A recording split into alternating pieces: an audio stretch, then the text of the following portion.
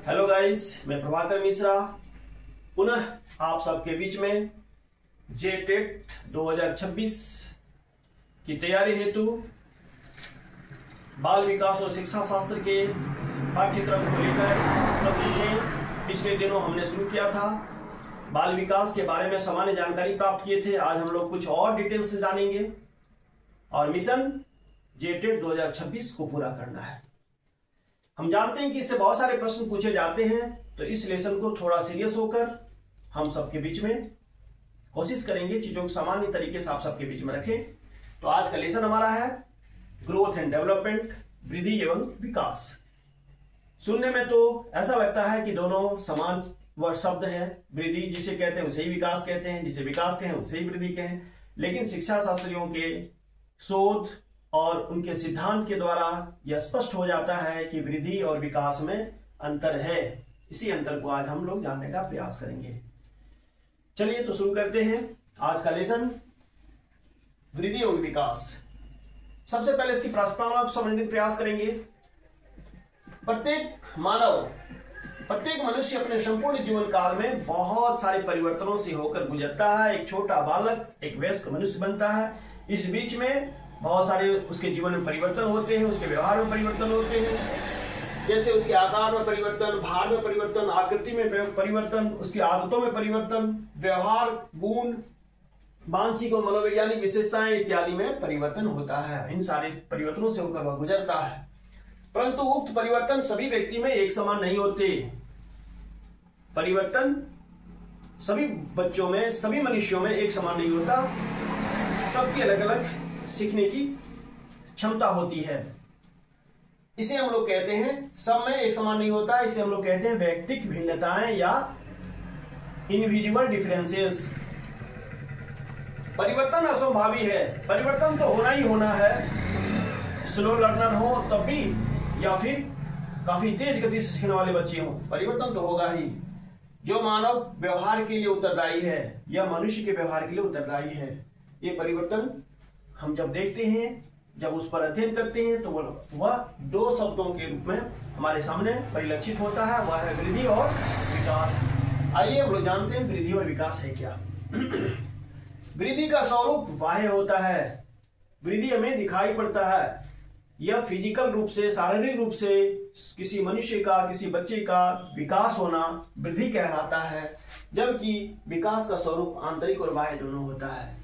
आंतरिक का मतलब है सीखने की क्षमता, उसके संज्ञानात्मक गुण, बौद्धिक क्षमता, तथा उसके बाद उसमें जो परिवर्तन होता है, जो बाह्य रूप से हमें दिखता है, तो ये दोनों ही उसके स्वरूप के अंतर्गत आते हैं। आगे है वृद्धि कुछ समय के बाद रुक जाती है।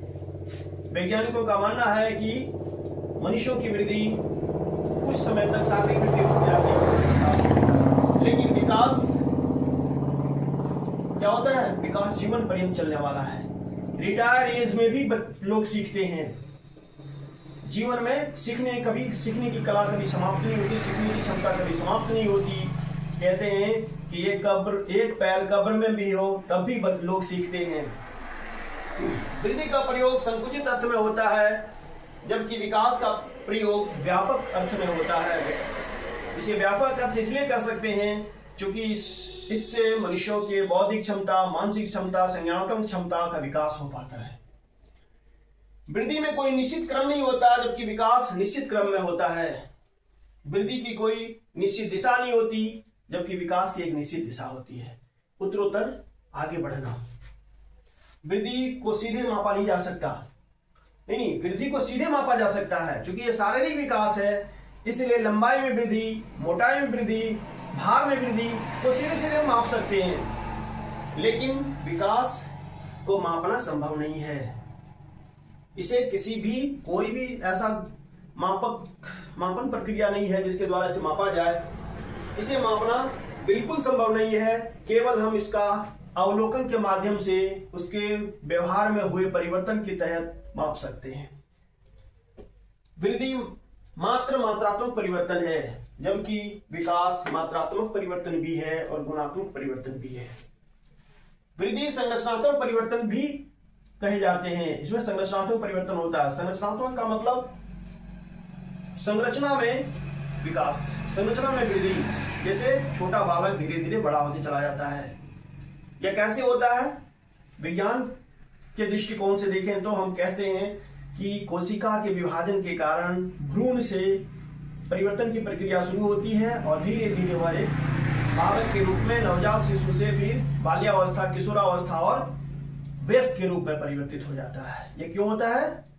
विज्ञान में कहें तो इसे हम कहते हैं कोशिका विभाजन, जिसे दो तरीके से बांटा गया है, समसूत्री विभाजन, अर्धसूत्री विभाजन। समसूत्री विभाजन को क्या कहते हैं? माइटोसिस सेल डिवीजन, और मियोसिस सेल डिवीजन मतलब हो गया अर्धसूत्री विभाजन। तो ये कोशिका विभाजन के कारण उसकी संरचना में वृद्धि होती है, छोटा बालक एक वयस्क मनुष्य बन जाता है। जबकि विकास क्या है? कार्यात्मक परिवर्तन है, उसके व्यवहार और कार्यों के द्वारा जो परिवर्तन होता है दिनों दिन उत्तरोत्तर, उसे हम लोग विकास कहते हैं। वृद्धि संरचनात्मक परिवर्तन के अंतर्गत आता है, जबकि विकास कार्यात्मक परिवर्तन। संक्षेप में हम कह सकते हैं कि वृद्धि का अर्थ होता है बड़ा होना, नहीं, वृद्धि का अर्थ होता है बड़ा होना, जबकि विकास का अर्थ होगा बेहतर होना। केवल बड़ा हो जाना सब कुछ नहीं है, समय के साथ तो उसमें वृद्धि होगी। एक छोटा बच्चा वयस्क मनुष्य बन जाएगा, शारीरिक डेवलपमेंट हो जाएगी, लेकिन बेहतर होना जरूरी है। अतः विकास क्या है? व्यापक अर्थ में इसका अर्थ होता है बेहतर होना, केवल बड़ा होना नहीं। बड़ा होना वृद्धि कहलाएगा, जबकि बेहतर होना विकास कहलाएगा, जिसमें सारे चीजें उसमें वृद्धि हो जाती है। संज्ञानात्मक विकास होता है, बौद्धिक विकास होता है, मानसिक क्षमता बढ़ती है। तो आज हम लोग वृद्धि और विकास को जानने का प्रयास किए। अब हम जानेंगे बच्चों की आदतें, उसमें होने वाले परिवर्तन, बच्चे सीखते कैसे हैं। इन सारी चीजों को अगले अध्याय में हम आप सबके साथ चर्चा करेंगे, बेहतर रूप से समझने का प्रयास करेंगे। आप भी सीखेंगे, मैं भी सीखूंगा। तो यदि मेरा ये चैनल आप सबको लगता है कि कुछ फायदा हो रहा है, कुछ काम की बातें हो रही है, तो भाई मेरा चैनल सब्सक्राइब करें, अपने दोस्तों को बताएं, और फिर नए लेसन के लिए हम सब अगले दिन के लिए फिर तैयारी करें। ठीक है? That's all.